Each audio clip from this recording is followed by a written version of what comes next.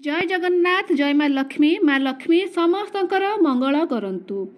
तेबे आजिर भिडियो रे आमे जानिबा जे झाड़ू को घरर केउ स्थान रे रखिबा उचित, केउ समय रे घर झाड़ू करबा उचित, झाड़ू को नै कोन कोन सब नियम रहिछि, वास्तुशास्त्र अनुसार झाड़ू को नै कोन सब नियम रहिछि आजिर आमर भिडियो रे आमे से विषय रे जानिबा। साधारणतः झाड़ू समस्तंक घरे थाए, किंतु महिला माने झाड़ू को नै एई साधारण नियम गुडी जानि नथांती, जहा द्वारा घरे सब बेले अभाव असुविधा लागि रहे, घर को दारिद्रता आसे, परिवार रे अशांति लागि रहे, मानसिक दुश्चिंता मध्य बढ़ी थाए। तेबे आज आमे जानिबा जे वास्तुशास्त्र अनुसार झाड़ू पाई कौन सब नियम रही जहा द्वारा घर दारिद्रता दूर होगा सहित घरे शांति श्रृंखला प्रतिष्ठा होगा सहित घर को माँ लक्ष्मी मध्य आसिबे। तेबे आमे माने घरर सफा निमंते झाड़ूर व्यवहार करिथाउ। साधारणतः आमे जानिछु झाड़ू केवल गोटे जिनिस जहा आम घरर असना सफा करबा कार्य करिथाए, किंतु वास्तुशास्त्र अनुसार झाड़ू को माँ महालक्ष्मींकर प्रतीक बोली मध्य कुहा जाए। झाड़ू घरर नकारात्मक ऊर्जा को बाहर करिथाए।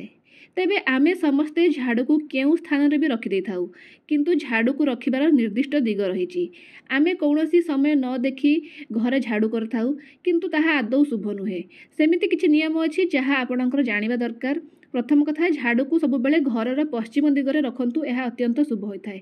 आपण झाड़ू को सर्वदा घरर पश्चिम दिगरे रखंतु, किंतु जदि आपणकर रोसई घर पश्चिम दिगरे थाए तेबे सेठारे केबे भी झाड़ू रखिबे नाही।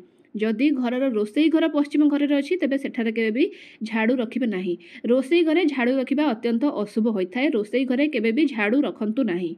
आपण जेउ जगारे बसी खाद्य खांती से जगारे मध्य केबे भी झाड़ू रखंतु नाही। एहा द्वारा अन्नदेवी बा माँ अन्नपूर्णा क्रोधित हुअंती।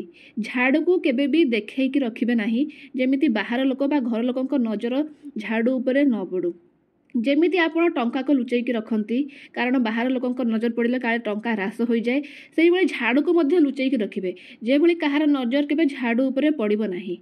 जदि आपण सकाळ समय झाड़ू करूचंती तेबे सूर्य किरण घर को पड़िबा समय झाड़ू करिवे, जहा फल रे घर बाहर थिबा नकारात्मक ऊर्जा सूर्यंक किरण रे नष्ट होई जिवो। सकाळ समय घर झाड़ू करबा अत्यंत शुभ होइथाए। दिन 12टा परे केबे भी घर झाड़ू करंतु नाही, एवं संध्या परे मध्य घर झाड़ू करंतु नाही। जदि आपण घर झाड़ू करछथि तेबे संध्या पूर्वरु ही कर दियंतु।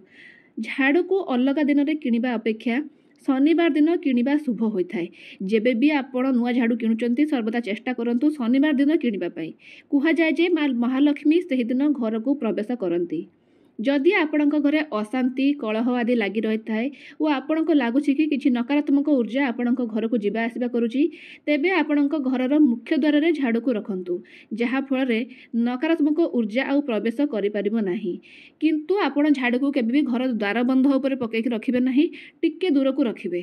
आउ घरे सर्वदा भल झाड़ू रे व्यवहार करंतु। खंडिया झाड़ू बहुत पुराना हे जायथिबा झाड़ू से भली झाड़ू व्यवहार करंतु नाही। एहा छड़ा झाड़ू को केबे भी गोड़ मारिबे नाही। झाड़ू को घरर एक कोणरे रखिबे। एहा छड़ा सोइबा घरे केबे भी झाड़ू को रखिबे नाही, एहा अत्यंत अशुभ होइथाए। केबे भी सोइबा घरे झाड़ू को रखिबे नाही। ठाकुर पूजा घरे केबे भी झाड़ू को रखिबे नाही। ठाकुरंकर पूजा पई जे घर रहिछि सेठारे केबे झाड़ू को रखिबे नाही।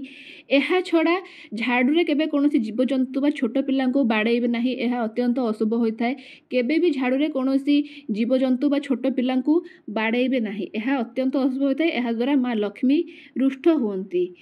तेणु एही सब नियम को महिला माने पालन करंतु, देखिबे आपणक घरे सुख शांति समृद्धि भरी उठिबो। जय माँ लक्ष्मी।